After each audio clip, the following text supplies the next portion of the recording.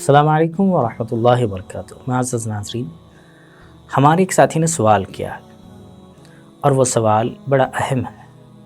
سوال ان کا P F یعنی پرائیویڈنٹ فنڈ سے متعلق ہے۔ ان کا سوال یہ ہے کہ پرائیویڈنٹ فنڈ جو کہ ہر گورنمنٹ یا پرائیویٹ سیکٹر میں آج کل کے اعتبار سے ضروری ہو چکا ہے، اس کی جو رقم جمع ہوتی ہے اس پر کیا زکوٰۃ واجب ہوگی؟ یہ ان کا سوال ہے۔ سوال کا جواب جاننے سے پہلے آپ حضرات سے گزارش ہے کہ زاد مسلم اسلامک سینٹر اور زاد مسلم اسلامک شریعہ ہیلپ لائن پہ اپنے سوالات کو بھیج کر اپنے جوابات حاصل کیجیے اور گھر بیٹھے دینی معلومات حاصل کر کے اعمال کو صحیح کرنے کی کوشش کیجیے۔ سب سے پہلی بات تو ہمیں یہ جاننا چاہیے کہ پرائیویڈنٹ فنڈ ہوتا کیا ہے۔ تو اس کے بارے میں جو معلومات اس کے ایکسپرٹ دیتے ہیں وہ یہ ہے کہ کسی بھی گورنمنٹ سیکٹر یا کسی بھی پرائیویٹ سیکٹر کے اندر کوئی بھی بندہ کام کر رہا ہو تو اس کی جتنی تنخواہ ہوتی ہے، مثال کے طور پر 20,000 روپے کی تنخواہ ہے، تو اس کا کچھ فیصد یعنی اس میں سے 1,000 روپے یا 1,000 روپے سے کچھ زائد روپے کٹ کر لیے جاتے ہیں، اور وہ پیسے ہر مہینہ کٹ کر کے وہ پرائیویٹ سیکٹر یا وہ گورنمنٹ سیکٹر اپنے پاس رکھ لیتا ہے، اور جب اس بندے کا ریٹائرمنٹ کا وقت آتا ہے یا اس بندے کے نکلنے کا وقت آتا ہے وہاں پر سے،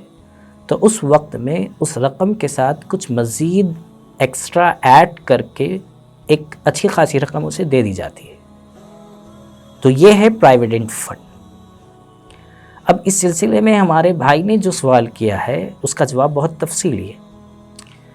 بہت اچھے سے اور غور سے اور توجہ کے ساتھ سنیے گا۔ پہلی بات تو یہ ہے کہ پرائیویڈنٹ فنڈ کی 3 قسمیں ہوتی ہیں۔ پہلی قسم یہ ہوتی ہے کہ پرائیویڈنٹ فنڈ ایسا ہوتا ہے کہ اس میں جو بندہ کام کر رہا ہے وہاں پر کوئی آپشن ہی نہیں رہتا کہ آپ جو ہے پیسے کٹوائیں یا نہیں کٹوائیں، بلکہ جس جگہ وہ کام کر رہا ہوتا ہے، جس کمپنی میں یا جس آفس میں، اس کے لیے ضروری ہو جاتا ہے کہ آپ اپنی تنخواہ میں سے اتنے پیسے آپ کو کسی بھی حال میں کٹوانے ہوں گے۔ آپ کے اوپر یا آپ کے پاس کوئی آپشن نہیں ہے کہ آپ اسے نہیں کٹوائیں یا آپ نہیں دیں، ایسا کوئی آپشن باقی نہیں رکھتے۔ یہ ایک قسم ہوئی۔ دوسری قسم یہ ہے کہ آپ کو اختیار دیا جاتا ہے کہ آپ جو ہے اس میں سے کٹوانا چاہیں تو کٹوائیں یا نہ کٹوانا چاہیں تو نہ کٹوائیں۔ یہ جو دوسری شکل ہے یہ بالکل ریئر ہے، بہت کم ہے۔ اور تیسری جو شکل ہے وہ یہ ہے کہ آپ کے پاس جو پیسے جو ہمارے پاس رکھوائے جا رہے ہیں، جتنے ہم نے متعین کیے ہیں کہ ہر مہینہ آپ کے تنخواہ میں سے اتنے پیسے مائنس ہوں گے، تو اس میں آپ چاہیں تو مزید پیسے مائنس کروا سکتے ہیں، یہ آپ پر ڈیپینڈ کرتا ہے۔ یہ 3 صورتیں ہوتی ہیں۔ پہلی صورت جس میں کوئی آپشن باقی نہیں رہتا، دوسری صورت جس میں آپشن باقی رہتا ہے، تیسری صورت وہ ہے جس میں ایک طرح سے آپشن ہے لیکن وہ ختم کرنے کا نہیں، بلکہ جتنے پیسے آفس کی جانب سے مثال کے طور پر 20,000 روپے میں سے 1,000 روپے لیے جا رہے تھے، تو اگر آپ چاہتے ہیں کہ اس میں مزید آپ 1,000 روپے پھر مائنس کروانا چاہیں تو آپ کروا سکتے ہیں۔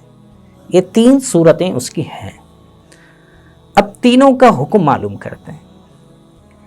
تینوں کے حکم کے اندر پہلا حکم یہ ہے کہ پہلی جو صورت ہے جس میں سے کمپنی نے یہ ضروری قرار دیا کہ آپ کو 1,000 روپے کٹوانے ہی ہیں، تو یہ 1,000 روپے جتنے ہر مہینہ مائنس ہو رہے ہیں،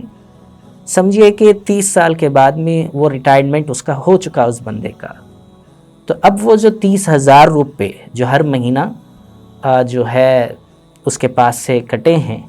یعنی 30 سال کے بعد میں اب اس اعتبار سے اگر ہم کیلکولیٹ کریں تو زیادہ پیسے ہو جائیں گے، ہر مہینہ 1,000 روپے کے اعتبار سے،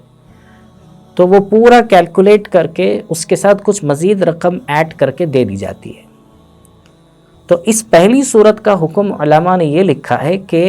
یہ پیسے لینا جتنے اس نے پیسے جمع کیے تھے وہ تو لینا جائز ہے، اس سے ایکسٹرا جو دیے جا رہے ہیں وہ بھی لے سکتے ہیں، لیکن نہ لیں تو بہتر ہے۔ یہ جواب علماء نے پہلی صورت والا دیا ہے۔ دوسری جو صورت ہے جس میں اختیار تھا کہ آپ پرائیویڈنٹ فنڈ کے طور پر پیسے کٹوا بھی سکتے ہیں اور نہیں بھی کٹوا سکتے ہیں، تو وہ آپشن جو تھا باقی کہ ہم کر بھی سکتے ہیں اور نہیں بھی کر سکتے ہیں، لیکن ہم نے کروایا پرائیویڈنٹ فنڈ، تو اس بارے میں علماء حکم یہ لکھتے ہیں کہ 30 سال کے بعد میں جتنے پیسے آپ نے ہر مہینے کے اعتبار سے جمع کروائے تھے، جتنے آپ نے جمع کروائے تھے، آپ کے ریٹائرمنٹ کے بعد میں آپ اتنے ہی پیسے لے سکتے ہیں، اس سے زائد جو ایکسٹرا ایڈ کر کے دیے جا رہے ہیں وہ لینا جائز نہیں ہے۔ تیسری جو صورت علماء نے لکھی ہے جس میں کرنے یا نہ کرنے کا آپشن باقی نہیں تھا، بلکہ ہم نے جتنا آپ سے پرائیویڈنٹ فنڈ لینا ہے اس میں آپ مزید ایکسٹرا اگر کٹوانا چاہتے ہیں، جمع کروانا چاہتے ہیں تو کر سکتے ہیں، یہ آپشن باقی تھا۔ تو اس تیسرے آپشن کے اندر علماء نے یہ لکھا ہے کہ اس میں بھی جتنے آپ نے پیسے جمع کروائے ہیں وہ آپ لیں، اور جو بقیہ ایکسٹرا پیسے ہیں وہ نہیں لے سکتے۔ تو گویا آپ حضرات کے سامنے پرائیویڈنٹ فنڈ کیا ہے وہ بات آ گئی، پرائیویڈنٹ فنڈ کی صورتیں کیا ہیں وہ آ گئی، اور پرائیویڈنٹ فنڈ کی جو 3 صورتیں ہیں اس کا حکم کیا ہے وہ آ چکا۔ اب آتے ہیں مین بات پر، چونکہ یہ تفصیل جاننا بہت ضروری تھا کہ اس کے اوپر زکوٰۃ کا کیا حکم ہے۔ تو علماء نے یہ بات لکھی ہے کہ پرائیویڈنٹ فنڈ کی جو پہلی صورت ہے جس میں بندے کے پاس تنخواہ آنے سے پہلے ہی اسے کاٹ کر ہی تنخواہ دی جاتی ہے، 20,000 کسی کی تنخواہ ہے تو اس میں 1,000 روپے کٹ کر کے 19,000 روپے اس بندے کو دی جاتی ہے، تو گویا تنخواہ آنے سے پہلے ہی کٹوتی ہو رہی ہے، اس لیے اس کے پاس جب تک وہ پرائیویڈنٹ فنڈ کی پوری رقم اس کے ریٹائرمنٹ تک نہیں آتی اس وقت تک ان پیسوں پر زکوٰۃ واجب نہیں ہوگی۔ جب ریٹائرمنٹ کے بعد میں وہ پیسے آئیں گے اور وہ نصاب کے بقدر ہوں گے اور اس پر سال گزرا ہوا ہوگا تو ایسی صورت میں اس پر زکوٰۃ واجب ہوگی۔ اور دوسری جو صورت ہے علماء نے جو لکھی ہے، دوسری اور تیسری صورت میں شکل یہ لکھی ہے علماء نے کہ اگر پیسے اس کی تنخواہ 20,000 روپے تھی لیکن اسے جو ہے 2,000 روپے کٹ کر کے 18,000 روپے دیے جا رہے تھے، یعنی اس کو تنخواہ دینے سے پہلے ہی اس کی 2,000 روپے مائنس کر لیے جا رہے تھے، تب تو اس پر بھی زکوٰۃ واجب نہیں ہوگی جب تک کہ وہ مکمل رقم نہ آ جائے اپنے پاس میں اور اس کو نہ دی جائے ریٹائرمنٹ کے بعد میں، اس وقت تک زکوٰۃ واجب نہیں ہوگی۔ لیکن اگر صورت اس کے علاوہ تھی، یعنی پہلے آپ کے اکاؤنٹ میں 20,000 روپے ڈال دیے جا رہے تھے،